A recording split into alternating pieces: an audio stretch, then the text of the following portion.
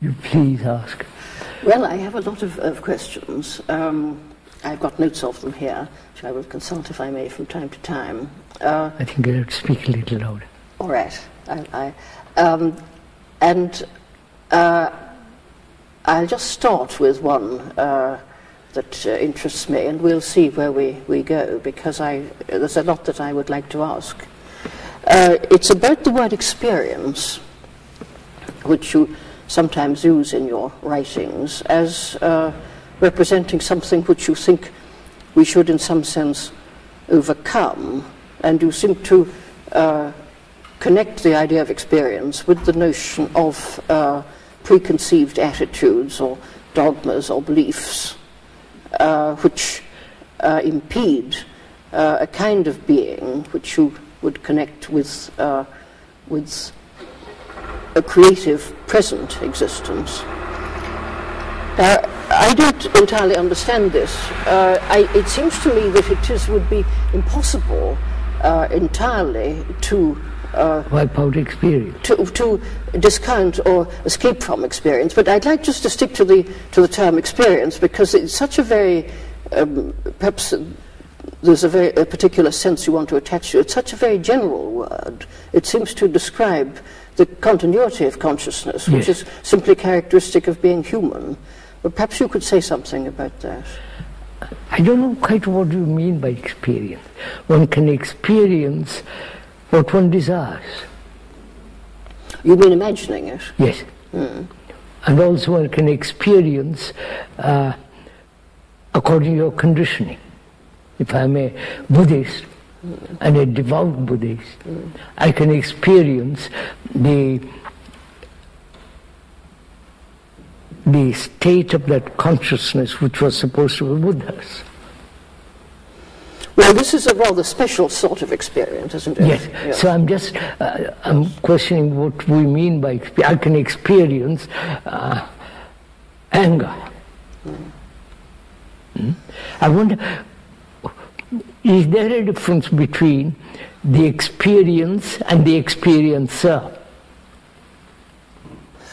Well, this is a difficult question about how one is going to use the concept, because the word experience in English describes something fairly vague. It could mean it can mean either you say I had a strange experience yesterday, or it can mean the continuity of your conscious life and your relationship to your past, or it can mean something momentary. But I think what you are wanting to mean by it is something which collects your past, as it were. Yes. And at one point, I think you described desire as experience, whereas love is not experience. Love cannot be. Well, could you just explain what the distinction is? Could we go into the question of who experiences the whole thing, anything? Whether it is the experience of something imagined or experience your past tradition and images, past figures, and so on. You say who is the experiencer? Who is experiencing? Well, this is a difficult question too, isn't it? I mean, if one were to ask a passerby in the street, I mean, he would say the individual. Yes. The individual does. Or the I'm experiencing. Yes, these experiences belong to me. Yes. Say they are my experiences. I had an experience of an accident this morning in a car. Yes. I experienced so many things. But then, I mean, if one were to pursue the matter beyond that kind of answer, one might say, well, of course one must distinguish between different kinds of experience. Yes, that's what I would do. And one would then think, I mean, let's say I could think of, say, three kinds immediately. I mean, that there's the experience of my past life. You say of somebody he's an experienced man, meaning he's had a lot of experiences of a certain kind, perhaps. And then you'd say that experience is just the continuity of my consciousness, going away into the past. Yes, continuity of your past, of one's consciousness, right? Yes. What do you mean by the word consciousness? Well, then, this is let's pursue the matter then in this way, that one would say, well, my consciousness differs at different times. I mean, it would be, and the word experience, I would think, would differ, whether you were talking about just ordinary life, when, say, you're, as it were, imposing, let's put it this way, that partly you are sort of imposing yourself on the world, and you'll say, I'm doing this, I'm doing that, and this would be perhaps experience, but also there might be an experience where you aren't really present. Now, just that's it. Where the experiencer is not, yes, is there an experience which you can then remember and say, this is it? Well, I would think that people have what I'd call selfless experience. When they're, well, for instance, when they're looking at a great work of art. Yes, yes. Or I'm not sure about whether, if they're with somebody they love very much, one could say this, perhaps. I think these two cases are very different. Yes. But what do you, why would you? I would like to go into this question, if I may. Who is experiencing all this? Whether it's the ordinary things or the most complicated forms of experiences or so-called spiritual experiences, right?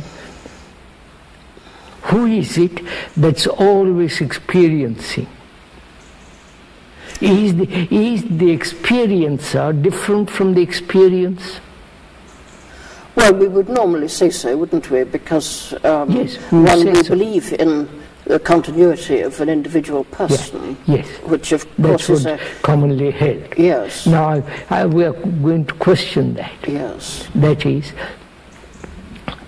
the experiencer or the thinker different from his thoughts? Well, again, we would usually say so, because you could say, I order my thoughts. I mean, this assumes that I am deciding I collect my thoughts. Yes. You have such a phrase. Yes, but that I who orders his thoughts different from his thoughts? He may order them, he may discipline them, he may control them, he might say this is right, this is wrong, this must be done, that must not be done. But is the controller, the person who disciplines, brings order, is it different from the things which he's ordering about? Well, let's make a distinction here between ordinary language, where one speaks about, I mean, in a law court or something, somebody's responsible for something they've done, even they can't say, well, I'm a different person now, or something. I mean, there's an ordinary sense of the continuity of the individual and somebody being the subject. But leaving that aside, I mean, one doesn't have to be a philosopher or hold a religious view to think that one is divided. One is a divided being. That's it. And there are times when one part of you disapproves of the other part. Yes, so that's what this dualistic process is that. Is there difference between, we'll come back to the old question, the good and the bad? Well, nothing could be more fundamental, yes. Yes, it comes to that. Yes, I mean, this seems to me the nature of the real world. There is this difference. I know. Yes. The real world is we have divided the good and the bad. And the thinker, the experiencer from the experience. Yes, this would follow in that if you condemn yourself for doing something, then you are divided. Yes. I should not, I must. Yes. I will become, and all the rest of it. It means division in oneself. Yes. I would like to ask, if I may, is that the experiencer or the thinker different from the thing he's experiencing, or the thinker different from his thoughts? Well, if this is an appeal to, the word experience comes up in my mind, if this is an appeal to how I think about myself, I would say, leaving aside the common sense or ordinary language view, sometimes yes and sometimes no. I mean that sometimes one is consciously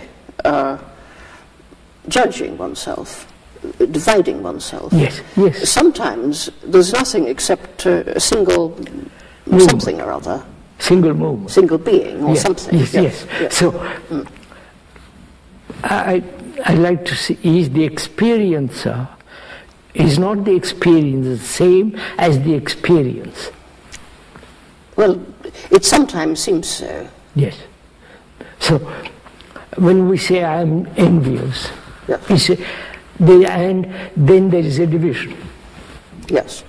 Then I try to control my envy, or rationalize my envy, or justify or suppress and so on. Yes. But the eyes is envy, not separate from.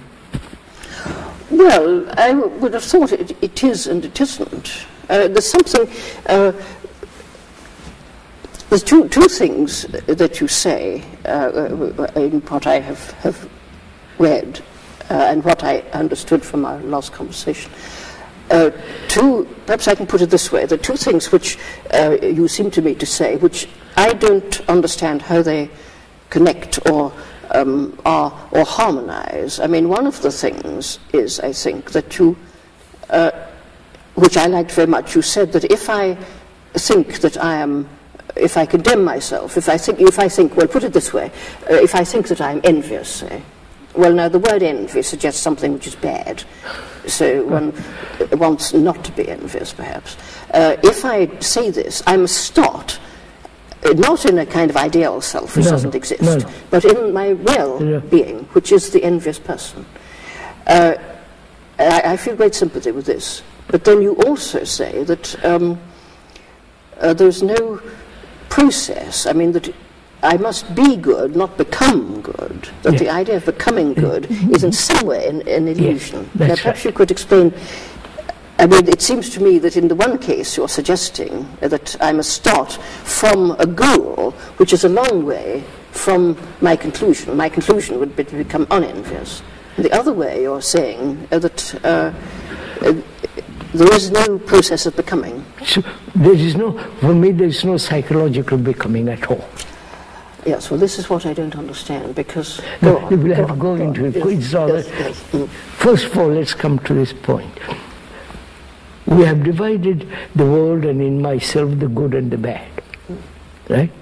But you don't dispute this. I mean, you don't object to this. I don't refute. I'm just looking at it. Is the bad related to the good, or is the good totally divorced from the bad?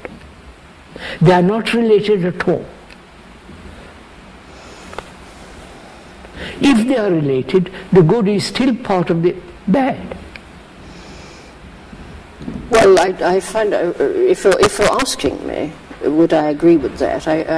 I'm not sure. I mean, I think that we think about good and bad in several different ways, don't we? We think of bad grading into good, as if it were a spectrum, with good is here, say, and bad is here. Continuity of the bad.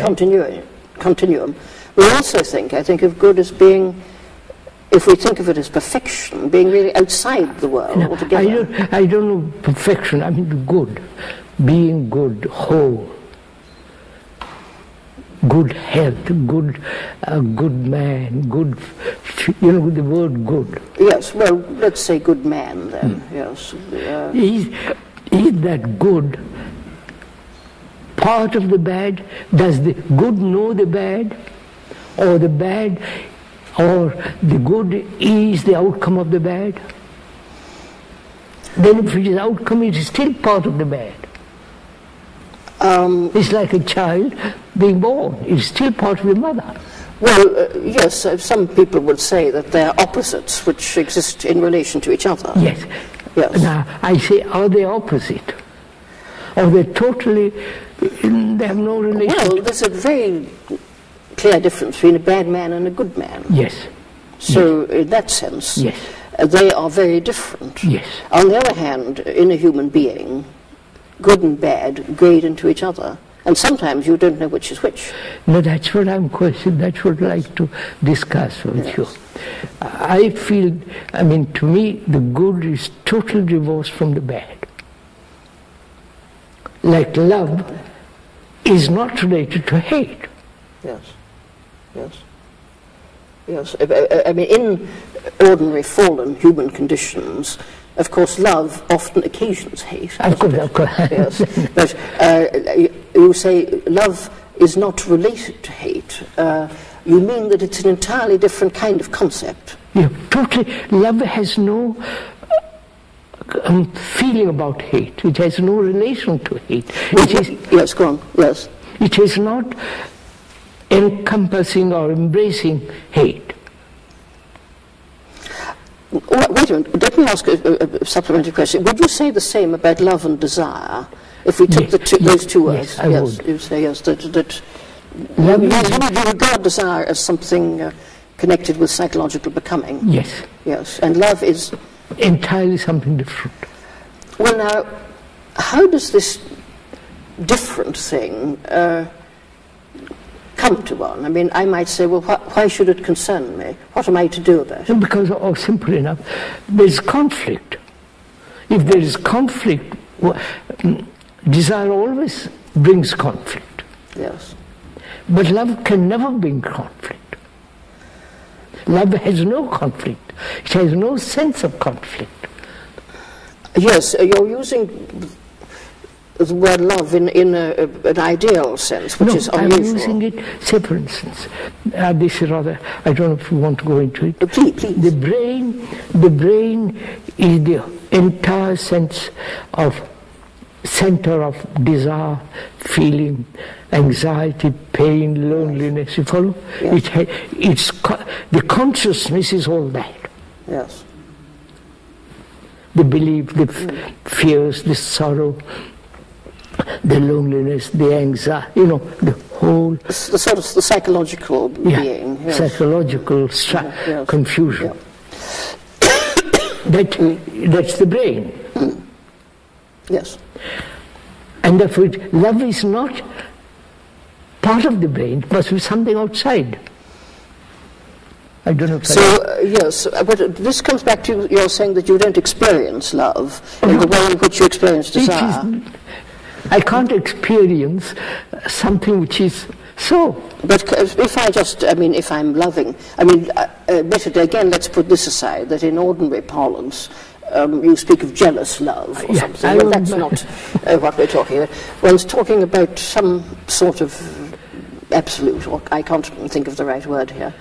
But then, if I say, well, I dearly love somebody in some, as one might say, not a bad way, but a good way, as it were. But would you want to say this is not part of any psychological process in my mind? I would say, I love you. If I love somebody that way, if there is any tinge of attachment, any tinge of jealousy, yes, any shadow of conflict, then it's not the real thing. Yes. Right, yes.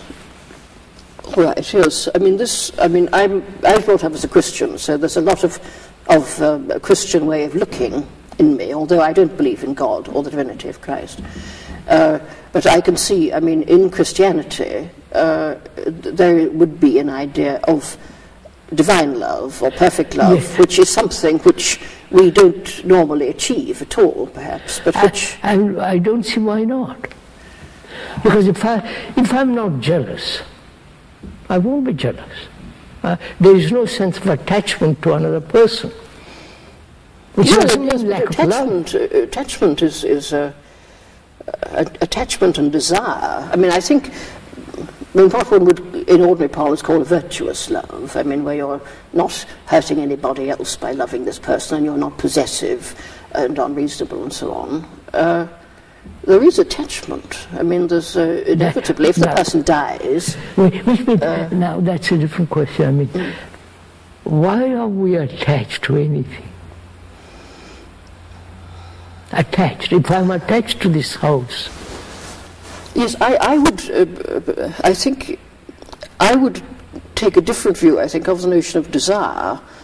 I mean, that is, it seems to be, I would think that becoming good, to use this phrase, which perhaps you would want to exclude, is a matter of purifying one's desires, having good desires, that is, desiring something which is good. Now, in loving somebody, I would have felt that the element of desire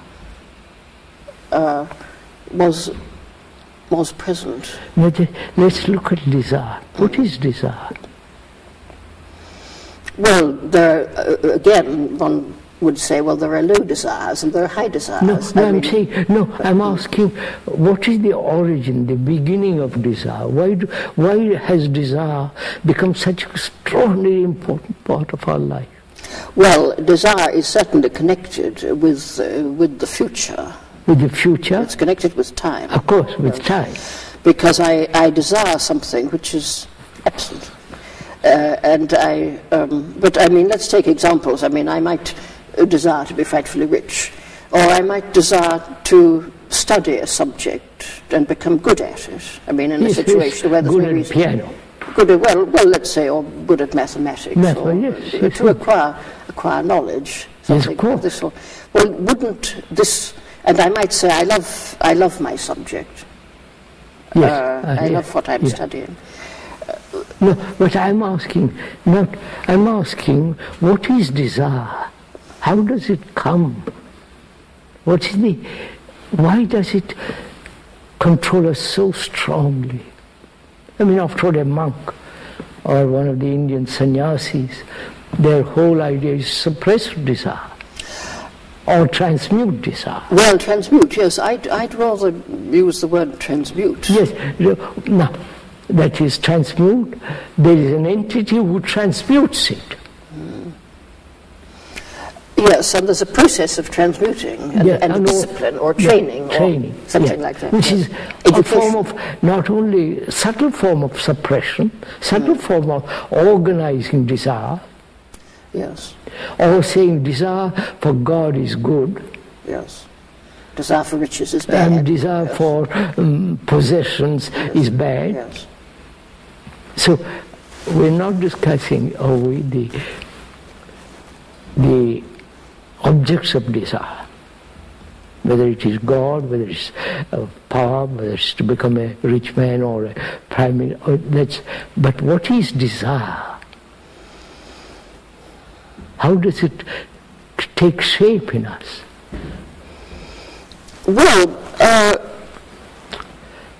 whether there can be love without desire, I'm not sure. If one thinks perhaps of some kind of perfect love, the notion of desire would have changed so much that perhaps you would have to exclude it. But at a more ordinary but good level, I mean, I mean, if I desire to become well educated or something, that's a different then it's a tension. It's a kind of tension between a condition which exists and a condition which does not exist.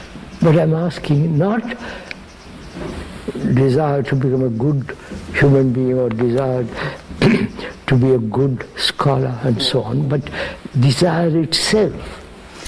Well, I think I would evade or reject this question because I don't see how one could explain what desire was without thinking of different kinds of desire.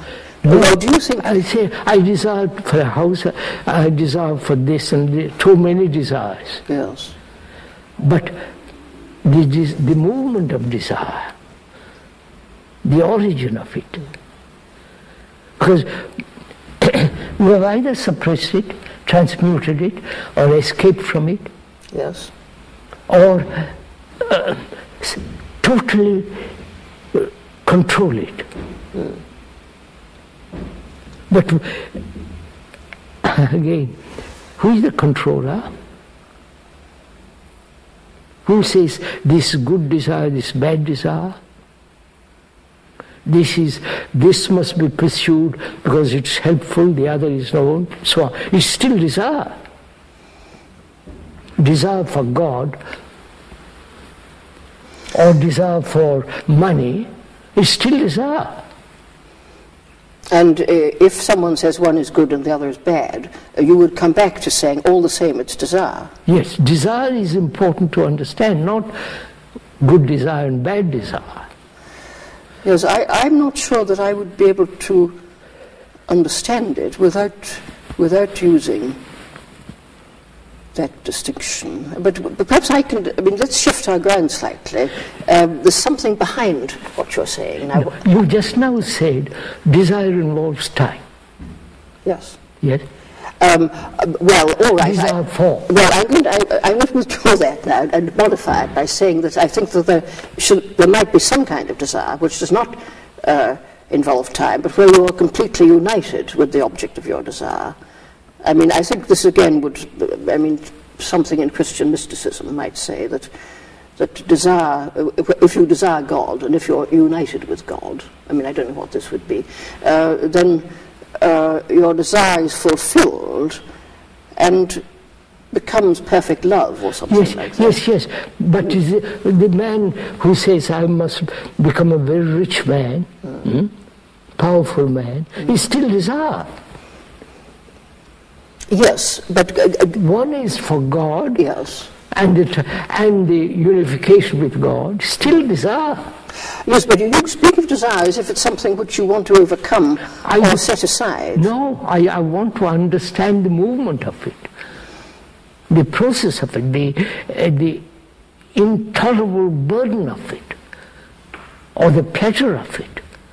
Yes, it's not always a burden, is it? If you desire something, for instance, if you're hungry and you know that you're going to have a good meal shortly, then the tension of desire is pleasurable.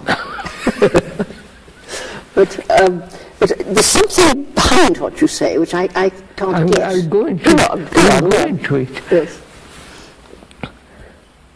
Desire exists only when there is identification with sensation. By sensation, you don't mean bodily sensation, but I see that lovely house, and I want it. There is desire for it. You don't mean that there's an actual physical concomitant, but that there's a kind of both imagery. Both. You imagine yourself in the house. Yes, things like that. Sensation. Yes. Then thought, creating the image of my owning the house. Yes. Then desire begins. Yes. Well. Yes. Right. Yes. Right. So there is a kind of sensory aspect. To desire, with which is a thought then gives that sensory aspect of an image. Yes, this doesn't mean, of course, that one says one desires to be educated. This doesn't mean you're thinking about it all the time or having sensations. It just means you're carrying on your ordinary life. But there would be moments when you have a sensory experience of desire, perhaps. Yes. You imagine what it'll be like when your education is better, or something like that. Yes. So the more when sensation has given shape by thought, then it becomes desire. That's all I'm saying. Yes, but then I'm not saying good, bad, and all the rest of it. But desire. But then you say that love is different from desire. Oh, that. And love is desire from pleasure. Sorry, say it again. Love is different. Love is not pleasure. Love is not desire.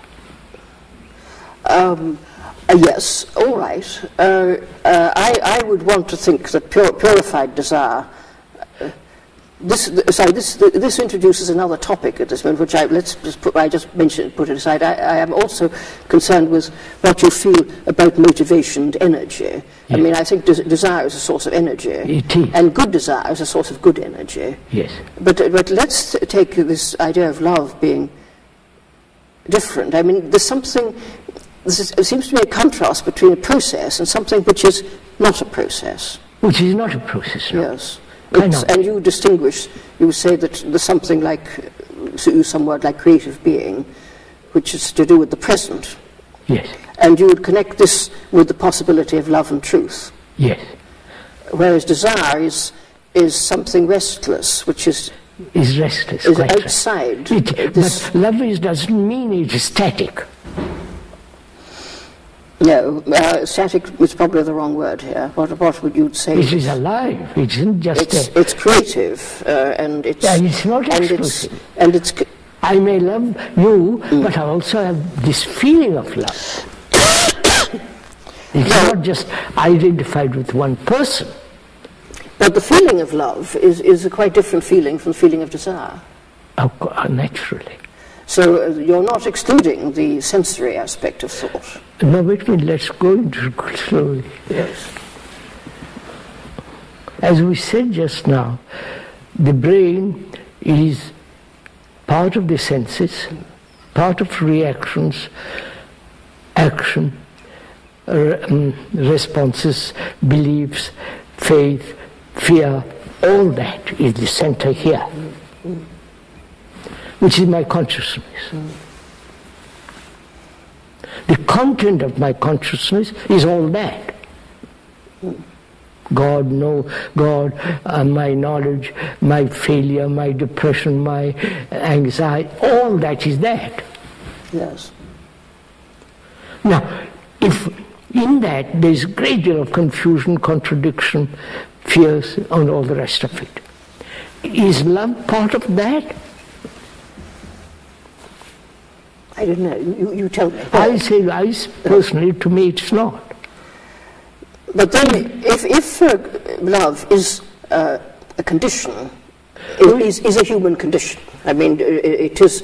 There is a state of being, which is love, or creative being, which is love, and so a person is sometimes in this condition. Are you suggesting that at that moment, all the psychological stuff which that person consists of and has collected is somehow absent? Yes. But still, he must know what the object of his love is. No, just a minute. I might love you.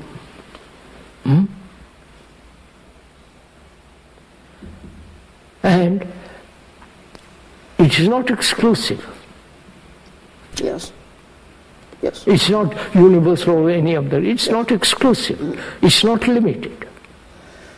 Yes. Though, I mean, in a sense, it is and it isn't, isn't it? Because if one loves a person, you love that person and not another one. But it doesn't mean that you exclude anybody. Anybody, no. But still. Love is not exclusive. No, but it is selective, if one could make the distinction. No, that word selective, which then becomes... It doesn't love everybody. I mean, wait a minute. But God does, and perhaps we should attempt to... I don't want to attribute love to God or to some but I mean, ideology. I'm just using God as a figure of speech. No. I mean, that an ideal love, perhaps, would embrace I wouldn't even everything. Use the word ideal. I don't know. Yeah. I strongly object to ideas. Yes. Ideals and all that kind of thing. I see definitely love has no relationship to hate. Love has no relationship to jealousy. It is not attached. Yes. It's not desire. It's not pleasure. But, I mean, to ask very, very simple-minded questions, I mean, in the life, let's say that you're interested in another person. I mean, after all, people come to you. I mean, I'm coming to you. I care. Yes, but I ask, well, do you think there are certain times in one's life when one is difficult to find the word here. Well, when one is expressing or being love. Yes, that's. But should this be every moment of one's life? In every I'm moment not sure, madam. I'm not at all sure. It cannot be all the time there. Yes, good. Yes. And you think? You see that. Can love exist where there is self-centered interest? That's the real question. No, it would be imperfect love. But let's leave out perfect love is not love. I mean, when there is self-interest, can the other exist? Obviously cannot. Because the self-interest is very, very small. Well, you won't let me use the word perfect or ideal, but I'll use love in your sense then. All right. Love then excludes self-interest. Where there's self-interest, the other is not. Yes, but look, then, you see, something that I very much want to find out, and everybody wants to find out, is how to change. How to change. Ah, well, that's... How to become... Well, it's connected with this. No, wait a minute. Because... No, wait a minute. This is a really interesting question. How to move out of the situation of being envious. Say, wait a minute. I am envious. Yes. There is no difference between I and envy. I am envious. Yes. Envy is me. Yes, as we were saying earlier, that the person is the envious person. Envy is me. I cannot act on envy. Because it's me. Yes, but you can become less envious. I know, that's not, but it's still me. Go on, yes. Go on. Right?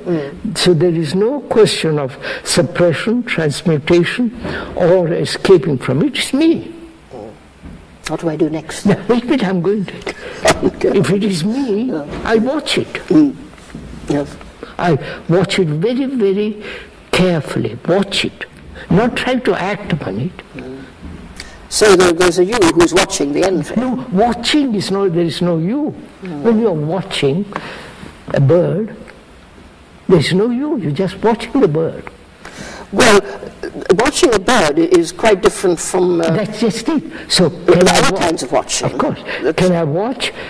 Is there a watching without the word?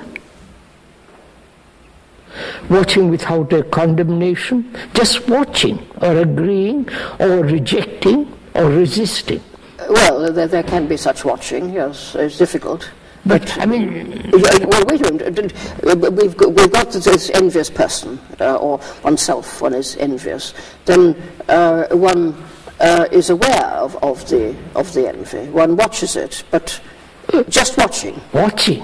Or being it, if you like, put it another, consciously being your envy. Would you accept that form of words? You are envy. Yes, so, but you're consciously, I mean, when you enviously do something, thoughtlessly, you're not watching it, you're expressing it. But then there are moments, perhaps, when you're... Yeah, that's what I'm saying. Like you're attending to it. You're watching a precious, intricate jewel. Yes. And you're looking at the extraordinary delicacy, the bright light, and the beauty of the jewel. Yes, yes. Yes, in this case you're looking at envy. Envy. I'm doing exactly the same thing. Then I see the whole movement of envy, which is comparison and so on, so on, so on. Yes, yes. So I watch it without any thought interfering with my watching. Yes. That requires a great deal of attention. Yes. Not concentration, real attention in which the self is not. But are you not making a judgment? No. You're watching without judgment. Oh no, I have no value. I don't say you must or must not have envy. It's immoral or anything of that kind. Human beings have lived with envy for thousands of years. But then is not the result of this attention that your envy disappears? Watching with attention. Watching is attention. Yes. Yes, I like the word attention. Then you attend in, you would say, some non-evaluating way. You're not making a moral judgment. No, and you're not saying I ought not to be envious. That would be true. But it is not, I wouldn't say the purpose, but certainly the result of this attention that the envy dissolves. Yes, attention, because in attention there is no self at all. Yes, good. Okay. I mean, I understand this state of being. Which, you can watch it, you know. Yes, but then... it's great fun. Is not this then... I mean, this connects with my question about how do I change. Is not this... This is what we're saying. Yes. Well, is not that then this is, if you like, to use old-fashioned language, a spiritual discipline? No, I know you don't like the word discipline either. I don't like the word discipline. No. All right. Because discipline means really to learn, not to compartmentalize, pursue. To learn watching. Not memorize watching, but to see the whole implications of envy, comparison, all the rest of it. And this state of attention would be something which, supposing somebody says, or I say, why not me, but does this happen only when you're meditating, for instance, no. To use a word which you yourself use, or should it happen all the time? All the time. All the if you're watching, that is, you don't let a single thought slip by without knowing what it is. Yes, and this would coexist with one being a ticket collector or whatever one's job in life is. That you could, in fact, the idea of living at different levels or in different states must come in, I think, that there would be a state of your being which was this constant attention. But you see, I'd also introduce the word meditation. Yes, well, it is a word that you use yourself. I know, yes. I use that word, but you see, meditation is a very complex business. Yes. But it's not...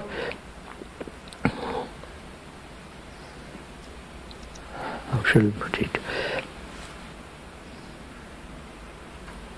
In meditation, there is no meditator at all. Yes, okay.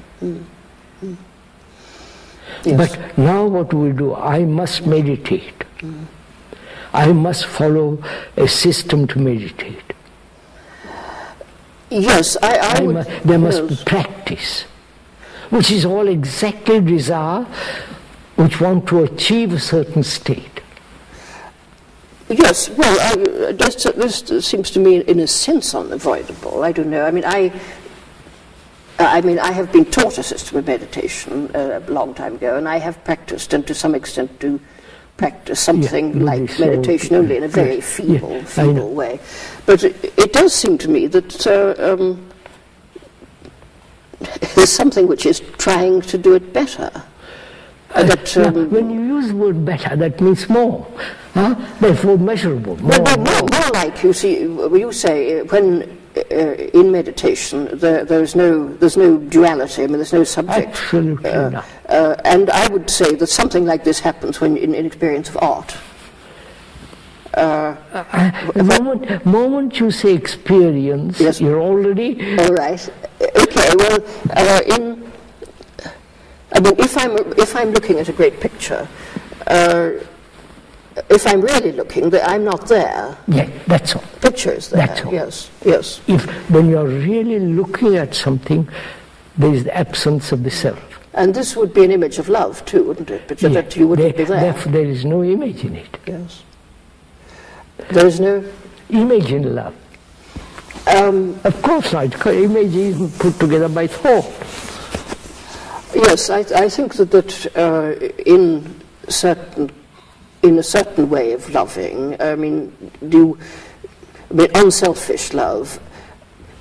I mean, this is difficult to talk about because love happens in time, and you have to struggle and think and plan and do things for somebody you love. But you would be rarely selfless in all that you're doing. I mean, there'd be somebody there who's doing the things, but the self would not be present. The object of attention would be present.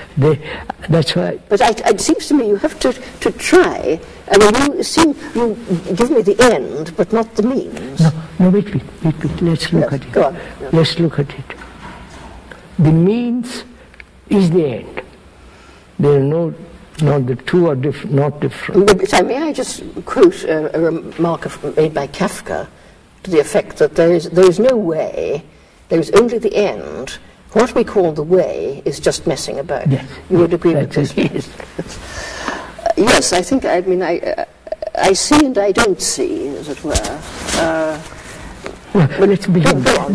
Yes. Let's try something else. Yes. You see, change implies future, as you pointed out, right? From this to that. Yes, and imagining a future. Yes, the future. Yes. What is the future? The future is... Go on. Yes. The future is a continuity of the past, modified through the present. It's a movement. Yes, all right. Yes. Right? Yeah. So the future is in the present.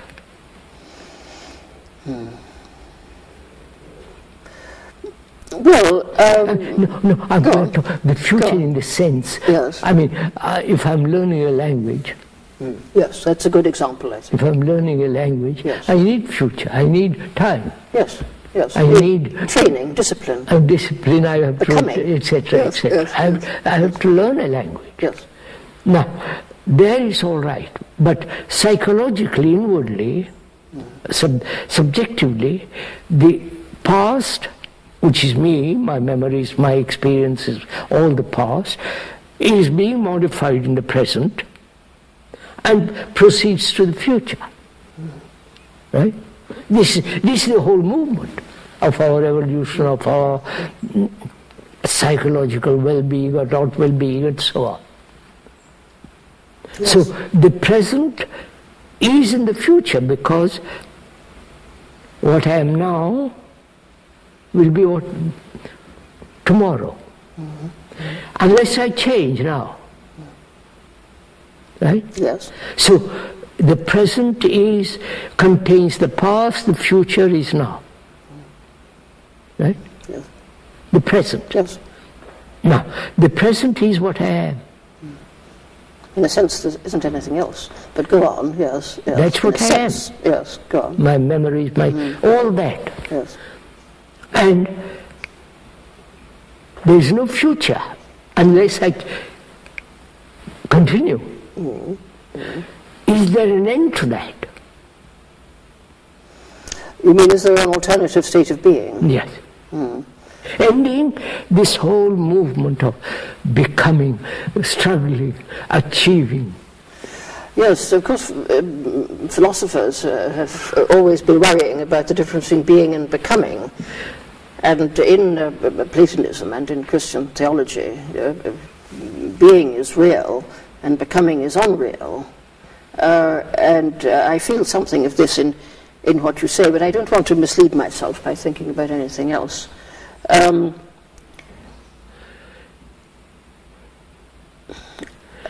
mean, I'm trying to picture what you are speaking of would be like. I mean, that one would, let's say you're spending your time learning a language, and you don't know the irregular verbs today. Next week you will know the irregular verbs, and this is human life and unavoidable and proper and quite right that you should learn the irregular verbs. However, during this time, you're also, as it were, attending to everything that you do. Of course, I'm paying attention to everything I do. Yes. Now.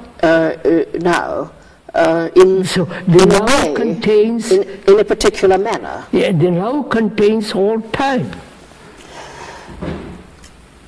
Yes, I mean, you're picturing a possible human state. No, I'm not picturing. I'm just saying, see what has happened to human psyche. It has moved in this direction always. Past, modifying the present and the future. This is the chain, right? In which we are caught. Which we are. I won't even use the word caught. Which is what we are. Yes, the word caught, though, suggests that there's freedom. That's another word that you use. There's freedom which is connected with truth and with love. Yes. And so somebody comes to you saying, well, I'm in a trap. How do I get out of the trap? If you're in a trap, let's look what's in the trap first before we want to get out of it. Well, I mean, I don't want to, well, this is just a relevant remark, but I mean, I don't want to get out of the trap in the sense that I don't want to stop wanting next week to know the irregular verbs. That, of course, yes, next week. That goes on, yes. But what I also want, say, to achieve a state of being which is selfless. Yes, and which means this may be the most important thing of all. Be careful, you desire for it. Well, you have a concept of the future. Yes, I mean, I know that now I am not selfless. No, but I would like to become selfless. Therefore, let's understand what the self is. You can't change, or rather, break down the self or whatever it is without understanding the movement of the self. Not invent, go. But in the situation where one's looking at one's envy, for instance, we agreed that one result of this attention would be that the envy would disappear. So the self is changing. Which matters not ending of envy, but attention matters. Yeah. But supposing I just attended to my envy and went on behaving enviously, but with complete consciousness of what I was doing, would that be a good state? Then you see, good. You being conscious that there's still part of the self. Well, one's not postulating a kind of one's not, I think, postulating a condition which is totally unlike the human condition. One's imagining a way in which human beings might be. Yes, we are human beings. We live in this constant conflict, pain, sorrow, and all that. Right? Yes. This is our life. This is our condition. But somebody comes along, you come along and tell me, look, there's a different way of living. Not be everlastingly this business. Yes. And you see, and you listen to him, find out. Yes. You may say rubbish and drop it. But there must be a relationship to the speaker and yourself. Yeah. Mm-hmm. Yeah. Like now, I'm asking you. We are talking, I mean, yes, go on. Which means that I must, you tell me, envy is not love, envy cannot be put aside. Watch it, look at it, see it, and let it unfold. Don't condemn it, transmute it, or deny it, and so on, escape. But just watch it, which means give your whole attention to it. Well, but would this not result actually in my inhibiting it? No. Well, why not? I mean, wouldn't it, or I put it another way, bringing it out. Wouldn't it be good for me to inhibit my envy? No, I feel it'll envy, come up again some other time. If I inhibit it. All right, but it just meanwhile, it might be better if I inhibit it. I don't want the meanwhile. Well, yes, but you seem to me to exclude the element of training oneself. I mean, you don't like the word discipline. No, discipline, as you know, comes from the word disciple, who is learning. Learning, not memorize, learning to see the beauty of that jewel. I never looked at the jewel. I have always condemned it, rationalized, etc. But now there is only watching that jewel. Yes, but what you're watching in this case is something precious. It doesn't matter if it costs £1 million. It's something which is pictured as absolutely precious.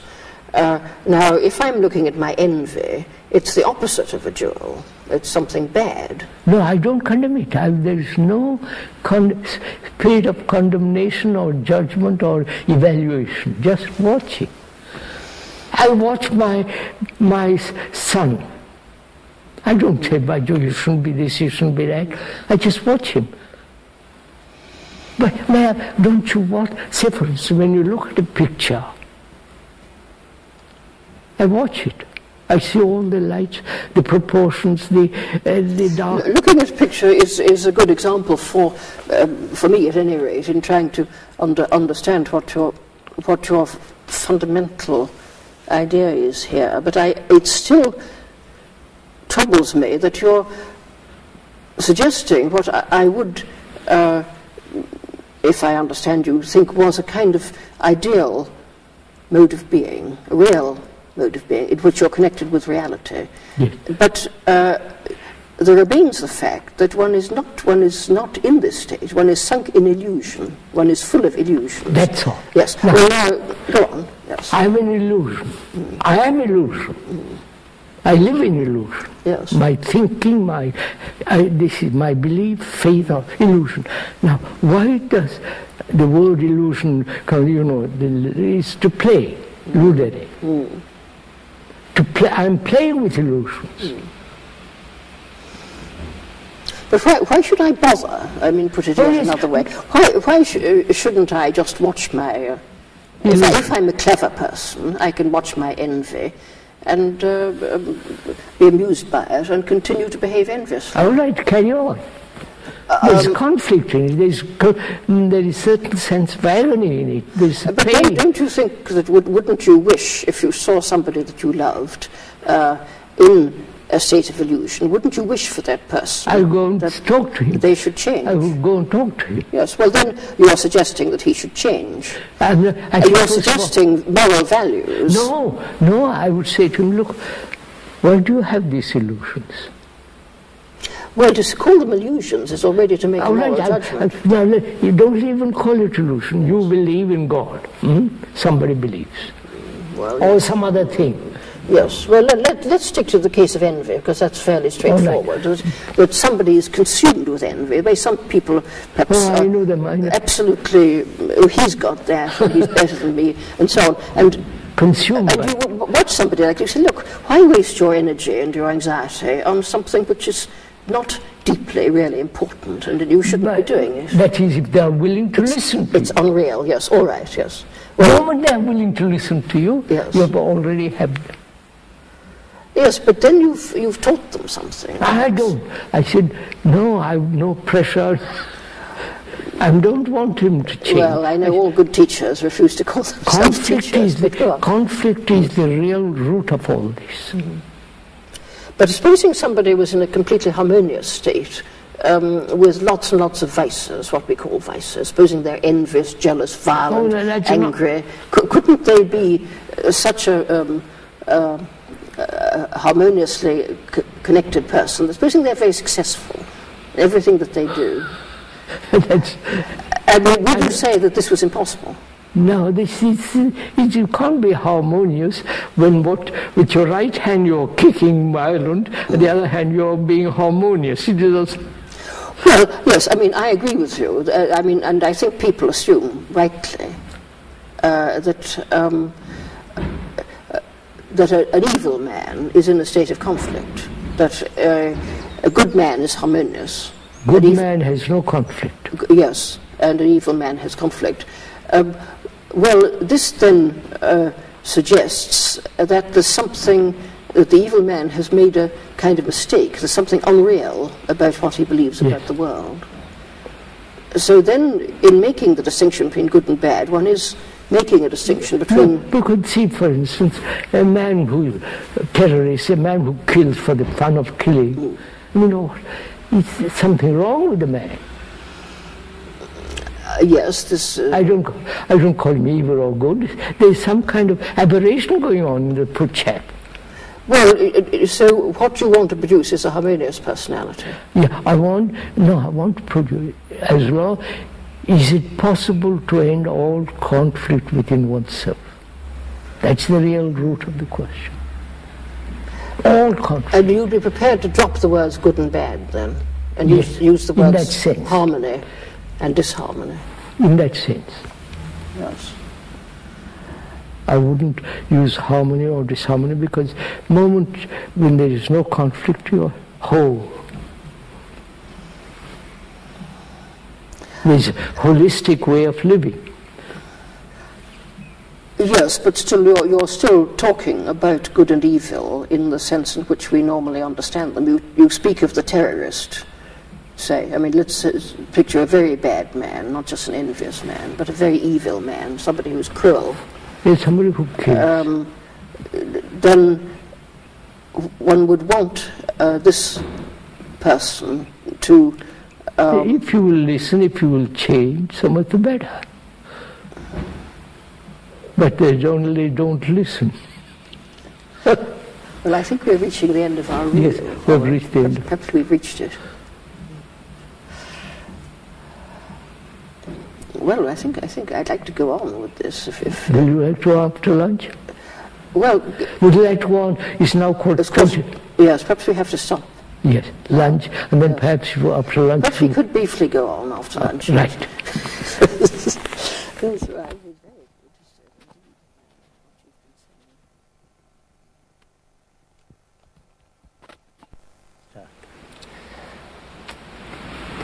Well, I'm still trying to formulate some fundamental question which I can't grip or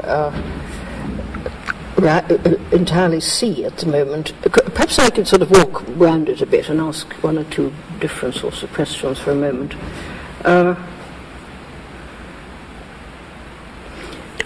You feel the idea of duty, I think, is very... Duty? Duty, yes. The idea of duty, I think, is a fundamental one in most moral systems. Yes. I mean, the philosophers argue about it, but there it is. People are taught, when they are growing up, they're taught duties. Duty, they ought to tell the truth, for instance. Yeah. And other things being equal, they ought to tell the truth. Perhaps they always tell the truth. Well, you shy away from the idea of duty. I feel responsibility is better than duty. Well, all right. Well, then, but responsibility, then, a sense of responsibility would be a sense of duty. No. Well, under some circumstances, one could extend the two ideas in different directions, but you would rather call it a sense of responsibility. Responsibility, yes. Yes. Because responsibility implies care, yes, affection, yes, a sense of communication with other person. Yes. Not doing something because you're obliged to do, or disciplined to do, or told to do, but be responsible.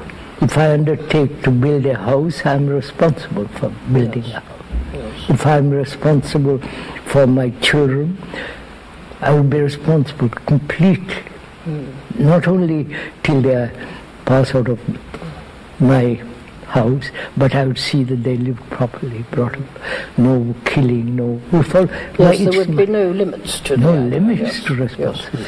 Yes, I mean, one connects perhaps duty with very definite things which have to be done, but on the other hand, if you take something like a duty to tell the truth, that's something so fundamental. No, but telling the truth is part of my responsibility. I wouldn't be dishonest to myself. Yes, well, don't let's worry then about the word duty, but this is a case where one's dealing with an aspect of human life which is which belongs to the continuity of life. Continuity of life. Would you say that just by that being so, that it is an everyday notion which is part of the decent moral continuity of a society's life, would you regard it as being essentially different from what we were talking about this morning, from the real thing and from love? Yes, I would consider different. But I don't see quite where the division comes.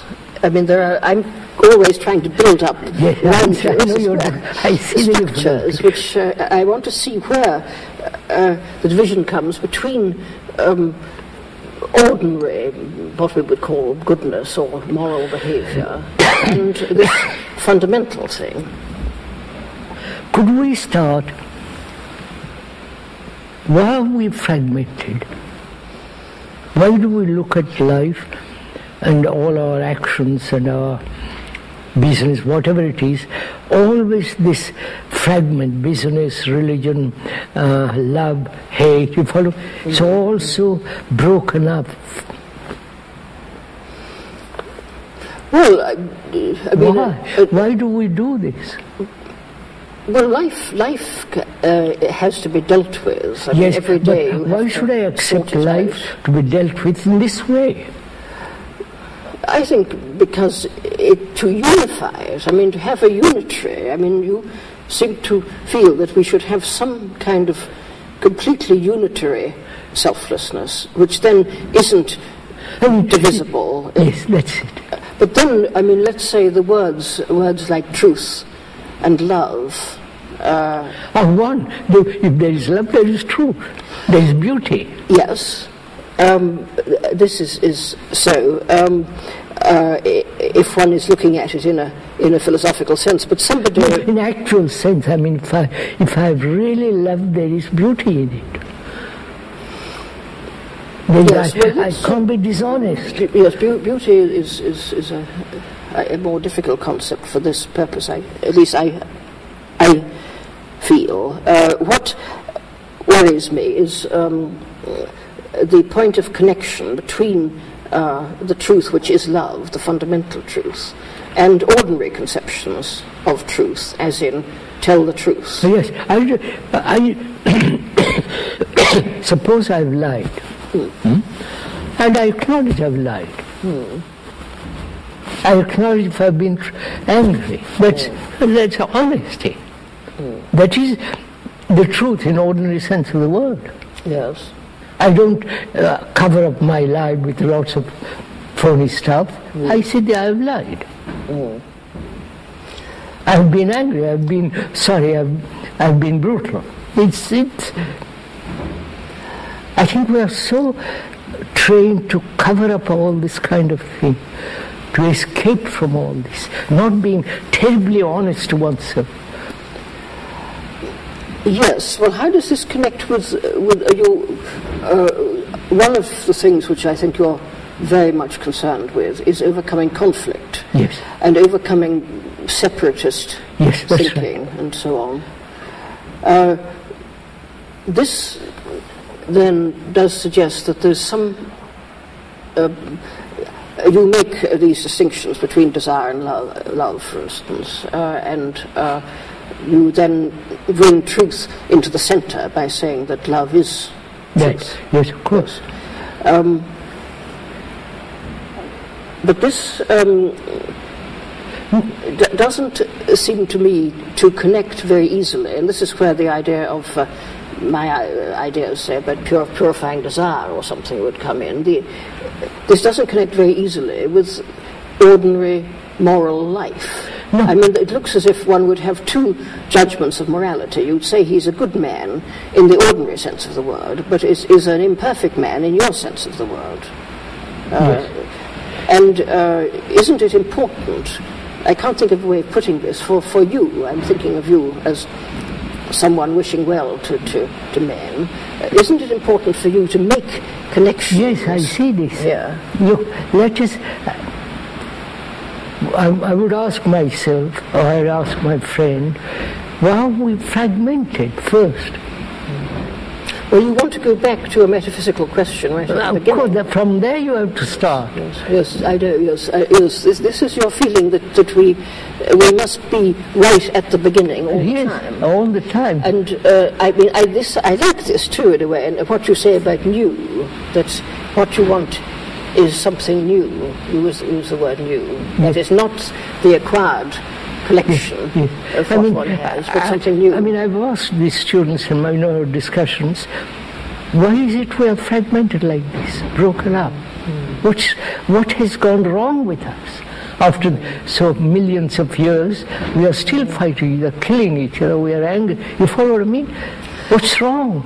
Well, there's a sense of conflict or fragmented, which is bad, which means that we're fighting. But there's also ordinary discursive reason and how we set about getting to know things. Yes, and, yes. So, for instance, isn't necessarily I use my reason to see why the world is divided into these kind of things, like nationalities, religions. You know what's happening in India, the Sikhs. Yes, yes. And the Jews, the Arabs. Yes. Why? Why do we accept this way of living?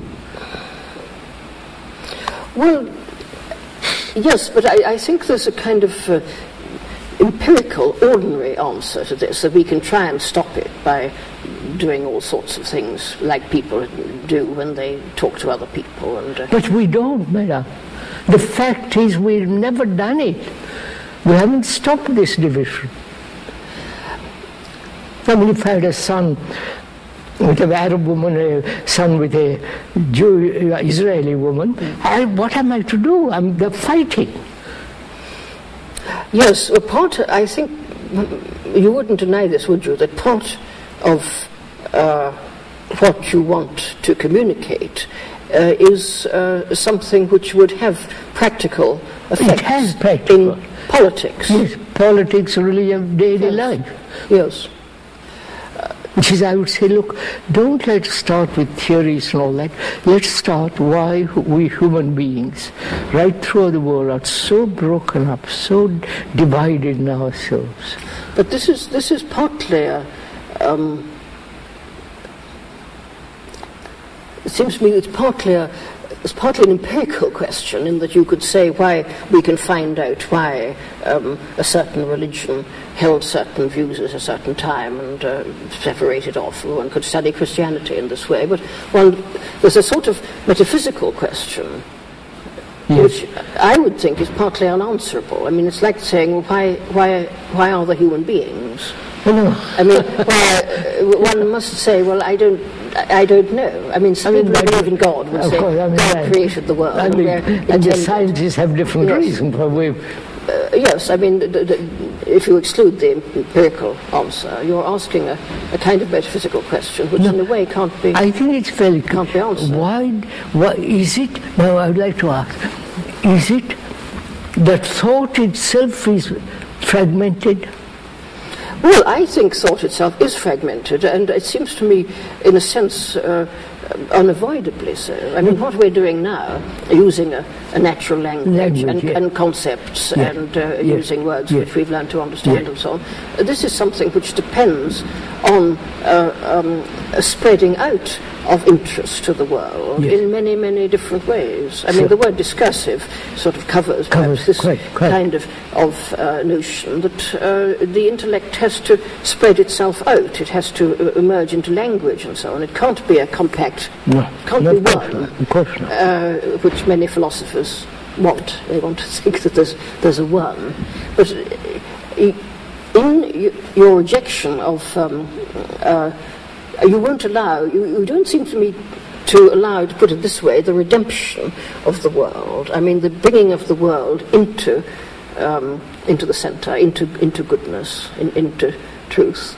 Yes, I say yes, it must be. Well, yes, but then one can't get rid of all fragmentation. One's got to redeem it, if you see what I mean. Yes. Get rid of bad fragmentation. Let's redeem it. Let us now, human beings, why are they like this?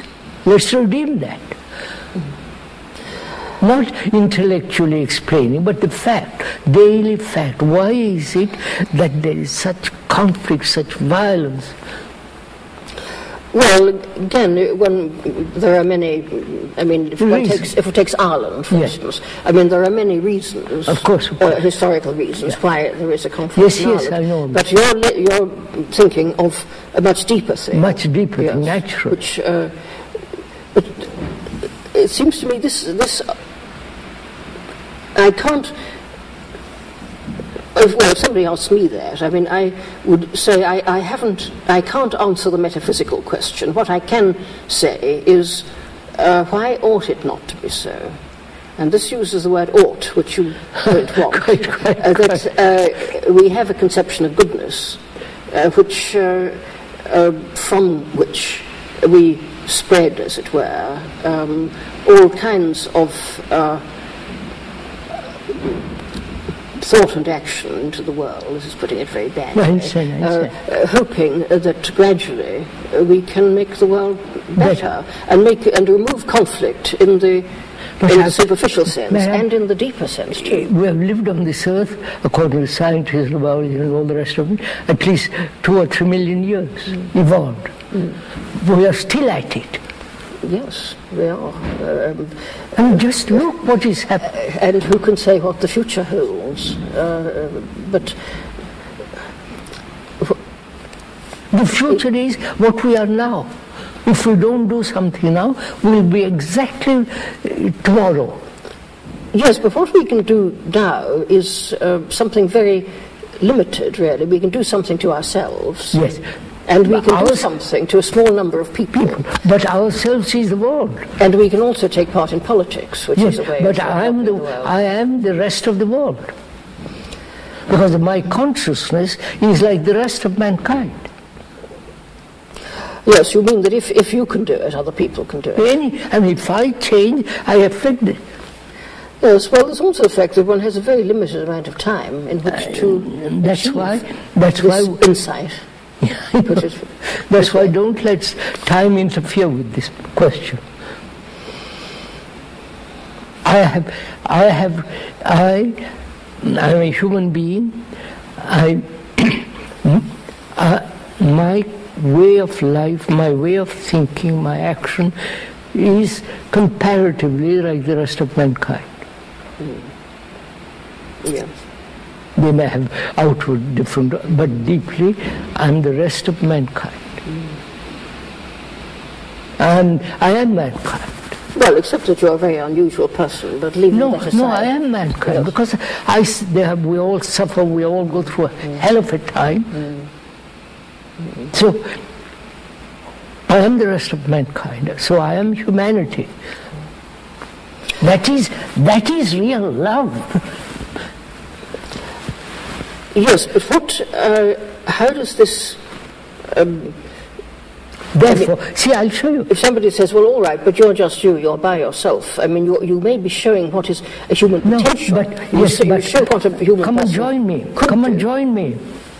Yes, well, come and let go your petty little nationalisms and all the rest. Come and join. Let's be free and look at the world differently. And not always keep in conflict with each other. Every husband, wife, madam, this is happening every day of one's existence. Yes, but I can't help putting the problem in terms of how much influence can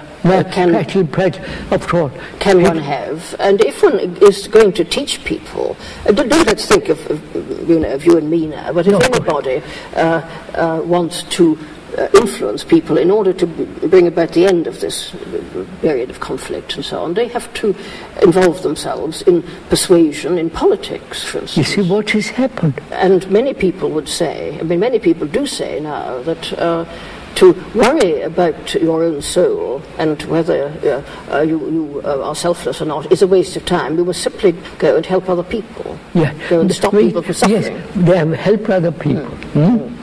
See what is happening. Those people who are helping and those people who are helped. Well, you can see what there is very little. Hitler wanted to, for the same, Buddha said, too, he said, mankind suffers, there must be end to suffering, right? And look what they have done. Suffering is going on. Yes. So when you think, sorry, I keep wanting to turn it around a bit so that I can get a bit more light. When you speak of overcoming conflict and overcoming suffering, not overcoming, ending. Ending, yes.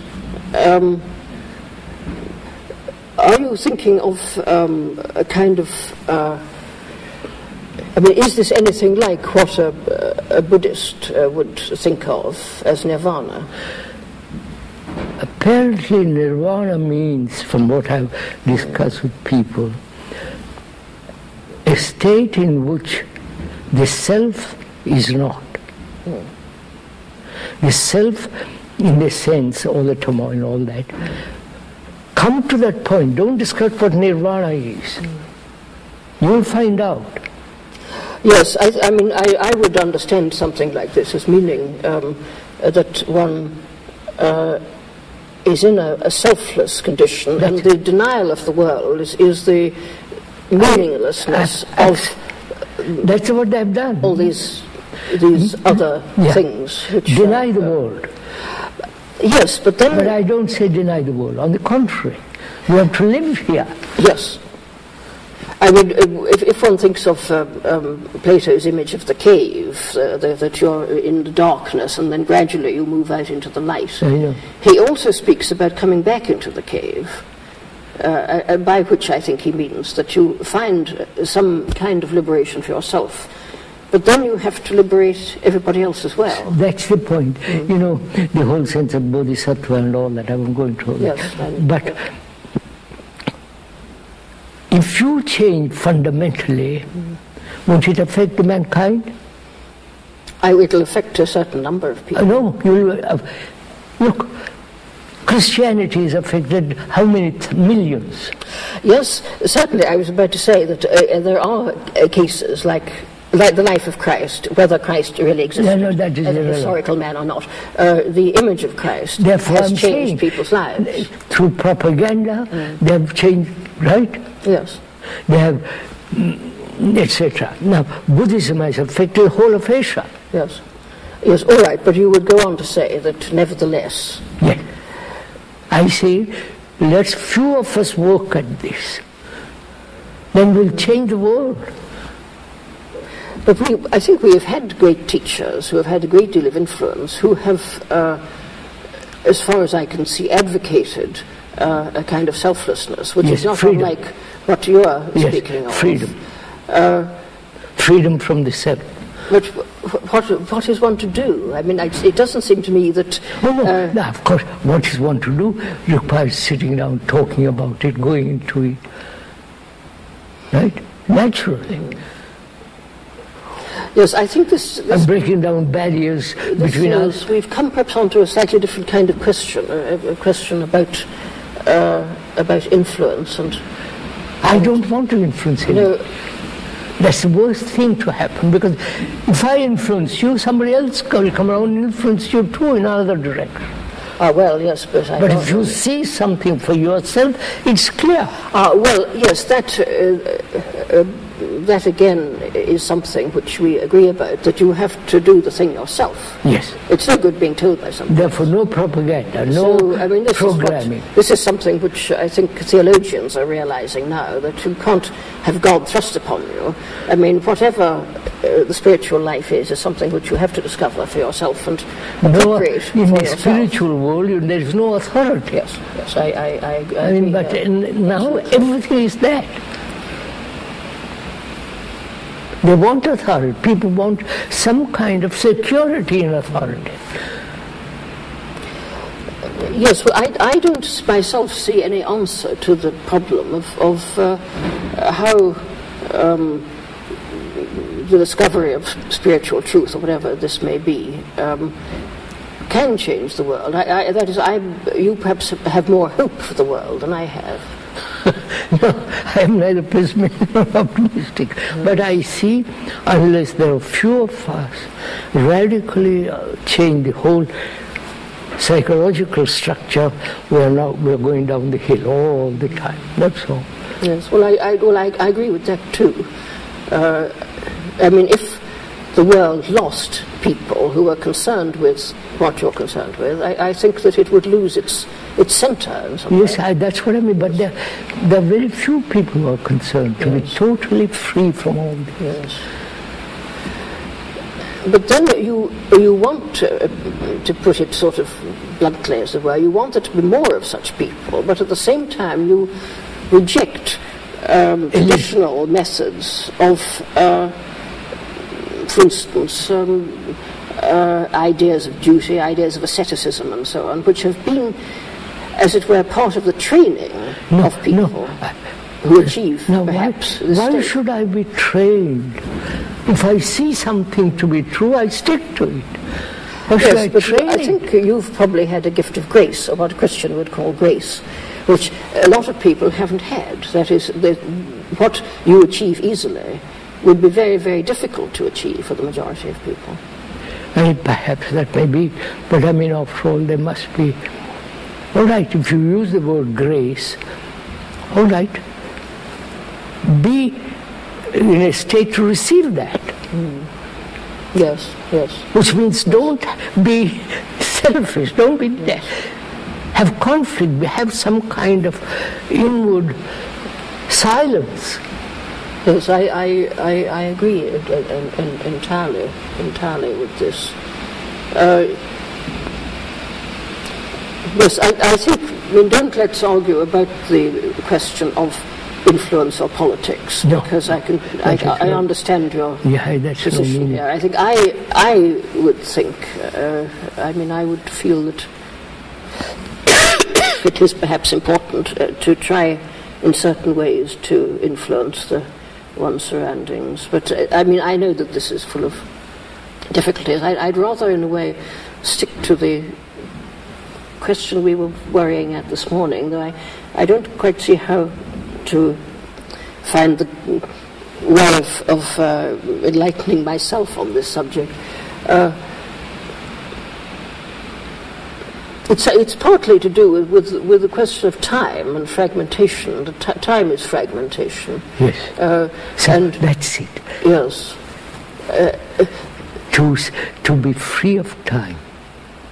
Yes. And to be that means no movement forward. Yes, free and in the truth and love, and not to be acquiring and not to be planning. Yes, that's right.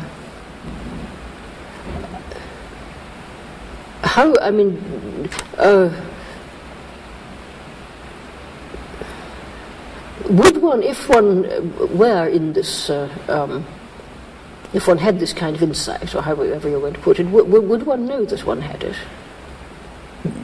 I think one wouldn't know, but it will show in your actions. Yes, yes. In your daily life. Yes. But you do accept then that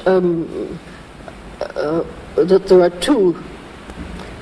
It seems to me that you are thinking in terms of two entirely different planes, and I'm wanting to connect the two. No, and you refuse this connection. There's a physical plane, right? Yes, well, there's a psychological plane then also, which is what we were speaking of at the very start. All the time. Yes. Psychological plane, why should there be division there? Why should there be superior psychology or lower psychology? It is whole psychology. Yes. Some kind of redemption. I introduced the word redemption. It doesn't matter. Yes, I understand. Of the sort of psychological hurly-burly of one's mind. Yeah. It seems to me it can happen in a quite ordinary way. People wouldn't be puzzled by it. It would just be a sort of natural function. See, I would to be redeemed by whom? If I look to you to be redeemed, I'm lost. Yes, I'm not thinking of being redeemed in the Christian sense. No. Or in any? I just mean by redeemed, I just mean that something which is fragmented is drawn in, using an image of, yes, I understand. Of a centre and of outlying parts.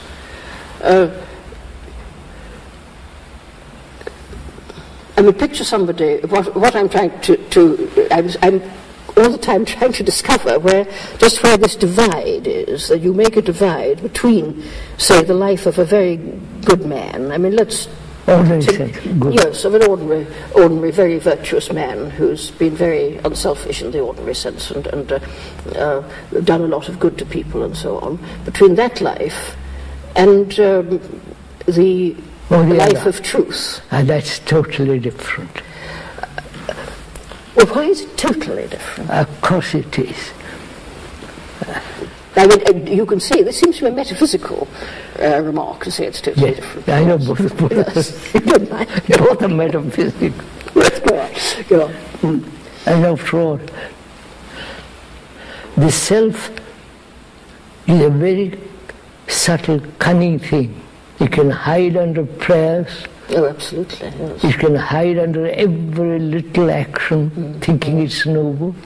Yes. I am helping mankind. Yes, yes, yes.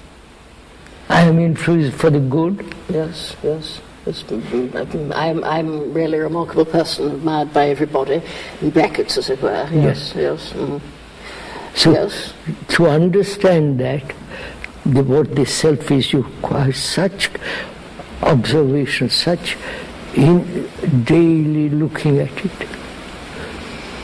Not just say I'm free at one moment and say that's it, but it requires such attention to everything that you're doing. So you would think that if somebody was entirely absorbed in outward action, as it were, that's the most dangerous. He wouldn't be in the truth. That's the most dangerous thing. So a certain amount of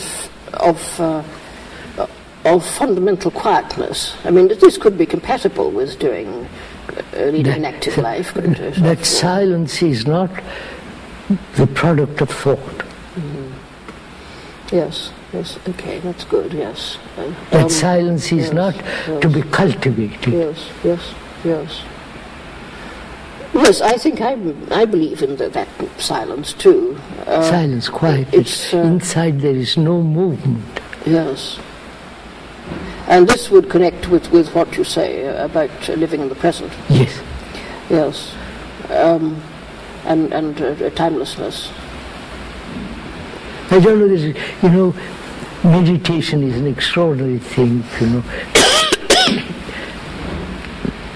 I've talked to various types of people who meditate. Yes, yes. Tibetan, Hindu, yes. Buddhist, Zen, all the rest of it. Yes. It's all a conscious, deliberate effect. It isn't something you do for the love of it. Yes. Not meditate for the love, you can love and yet be selfish. But I mean in the sense, to do meditation without conscious effort. Yes, I think any means that one adopts towards goodness is likely to become a barrier. Absolutely. It's likely to, because one seeks idols. I mean, we are idol worshippers. Oh, that's finished. Yes. That's not meditation. That one seeks a consolation in the feeling that you're doing something. Yes, but nevertheless, doing it could help you. I've talked to people who have spent years, please, I mean it, yes. 25 years. Yes. And they come, and the man came to me who was about 70, much older than I was, and he said, I've spent 25 years in the jungle. I'm wandering over, begging, and I've deceived myself all along. Well, he's to be congratulated, I suppose. I know, that shows something. He was prepared to say something like that, because people don't often admit. To be really quiet is something you can't cultivate, you can't get it by practice and all the rest of it. So it is your daily life you have to be quiet. It comes by a gift, perhaps. No.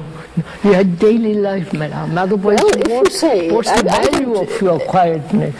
If your daily life is not effective, if your daily life isn't without conflict.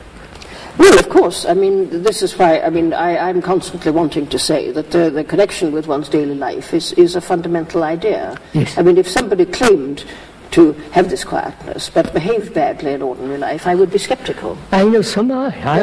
Yes. So that I think what my own thoughts on this subject are, I think, influenced by Plato.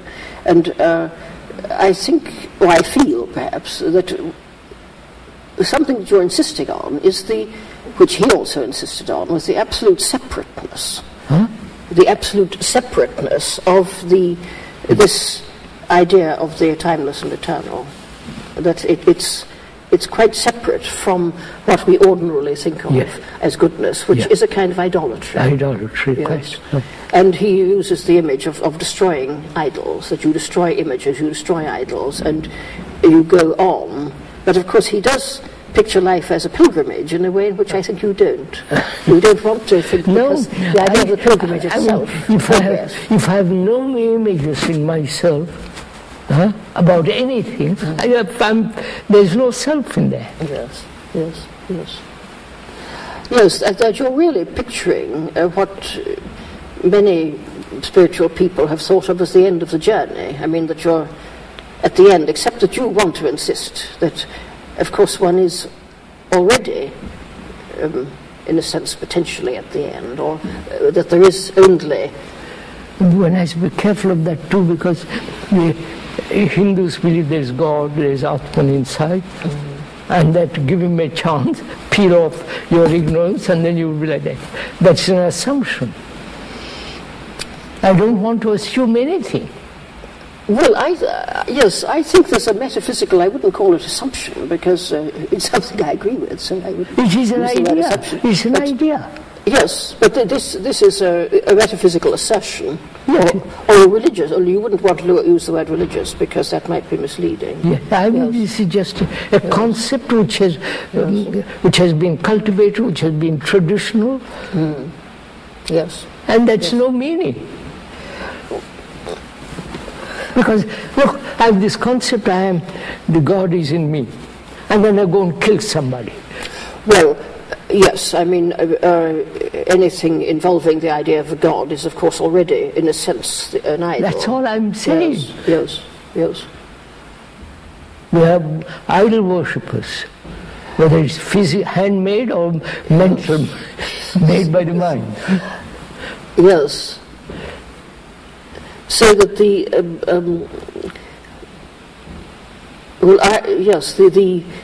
absoluteness of the division for you, and I think I perhaps see what you mean, I'm not quite sure, between the ordinary process of life and this being in the truth, which is something which is lives in the present in the way in which something eternal must live in the present, if you see what I mean.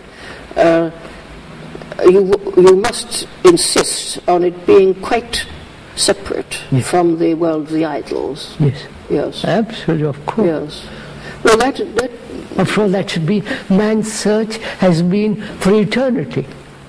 Yes, well, that's what people... They made an idea of it. Yes, which is not continuation of time. Of course. It's quite different from it's the end of time. Yes. Yes, well, I think, thinking about Plato, I come to some understanding of what you've been saying. Which help us too. I think we must end here, yes. Oh dear. Well, better stop, sir. Yes, I think we must